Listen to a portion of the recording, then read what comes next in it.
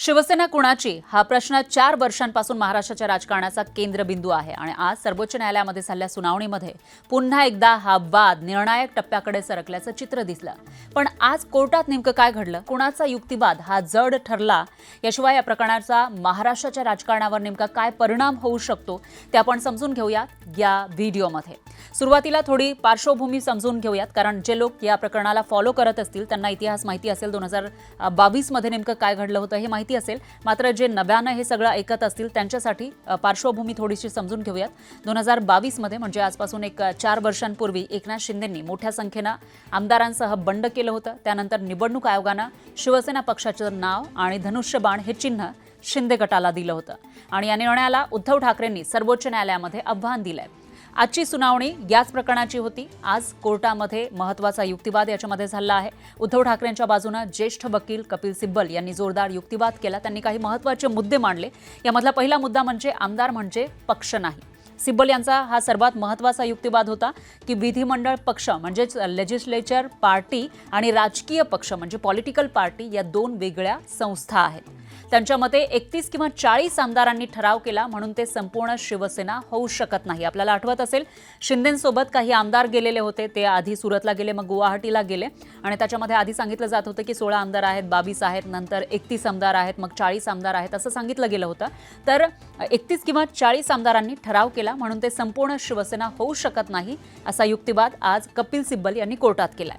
पक्षाची खरी ओळख त्याच्या संघटनात्मक रचनेत असते, फक्त आमदारांच्या संख्येत नाही, असंही युक्तिवाद कपिल सिब्बल यांच्याकडून करण्यात आलाय। त्यांनी आणखी एक मुद्दा मांडला, 10व्या अनुसूचीचा उद्देश त्यांनी सांगितला। कपिल सिब्बल म्हणाले की 10वी अनुसूची ही पक्षफोड रोखण्यासाठी आहे।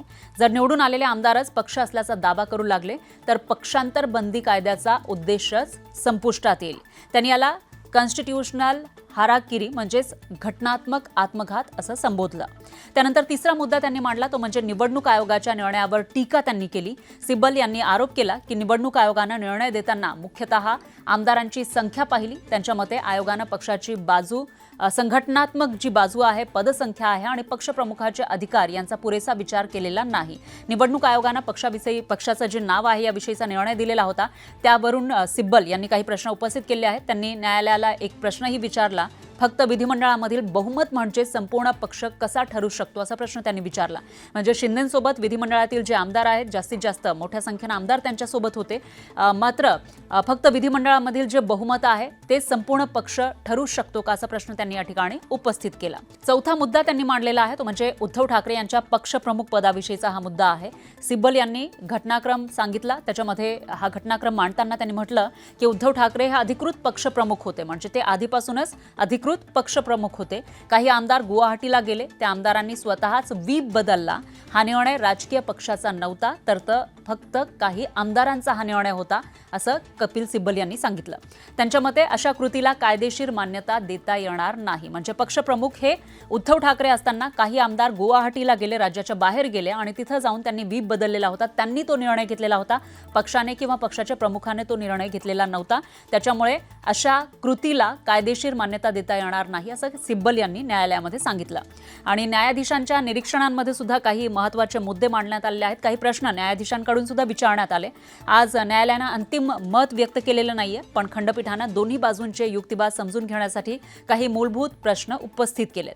त्याच्यामध्ये एक म्हणजे सुनावणी दरम्यान न्यायालयाचा मुख्य भार या मुद्द्यावर होता की राजकीय पक्ष आणि विधिमंडळ पक्ष यांच्यामधील घटनात्मक नातं काय आहे। बंडखोर आमदार स्वतःलाच मूळ पक्ष म्हणू शकतात का, हा सुद्धा मुद्दा या ठिकाणी उपस्थित करण्यात आला। आणि त्याच्यानंतर निवडणूक आयोगानं कोणत्या निकषांवर पक्षाची ओळख ठरवावी।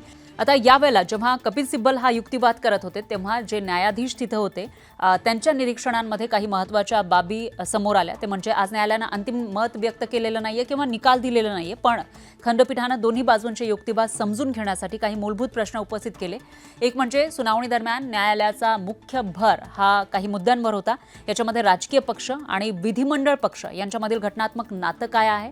दुसरं, बंडखोर आमदार स्वतःलाच मूळ पक्ष म्हणू शकतात का, आणि तिसरं, निवडणूक आयोगानं कोणत्या निकषांवर पक्षाची ओळख ठरवावी या मुद्द्यांवर न्यायालयानं दोन्ही बाजूंना सविस्तर मांडणी करण्यास सांगितलंय। आता कोणत्याही बाजूच्या दाव्याला आज मान्यता दिलेली नाहीये किंवा त्याला नकार सुद्धा दिलेला नाहीये.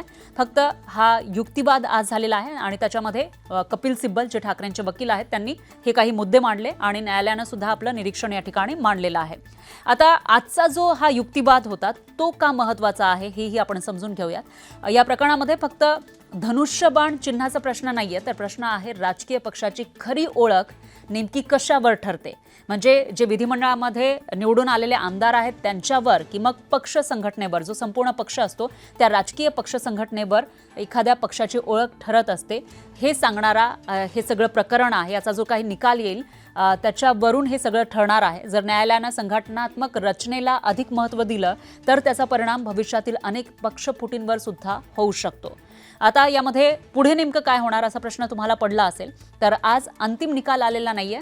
सुनावणी पुढे सुद्धा सुरू राहणार आहे.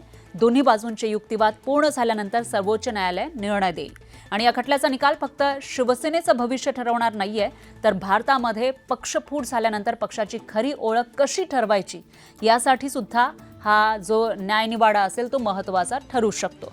म्हणूनच भारतीय लोकशाहीमध्ये पक्ष, पक्षप्रमुख आणि निवडून आलेले जे प्रतिनिधी आहेत यांच्यामधील अधिकारांची मर्यादा काय असावी याची सुद्धा मोठी कसोटी या प्रकरणामध्ये आहे. आता सर्वांचं लक्ष सर्वोच्च न्यायालयाच्या अंतिम निर्णयाकडे लागलेलं आहे. निर्णय नेमका काय असेल याकडे लक्ष आहेच. त्याविषयीचे प्रत्येक अपडेट सुद्धा आपण तुमच्यापर्यंत पोहोचवत राहणार आहोत. मात्र तुमच्या मते पक्षाची खरी ओळख ही आमदार ठरवतात की पक्ष संघटना? कमेंटमध्ये तुमचं मत नक्की सांगा.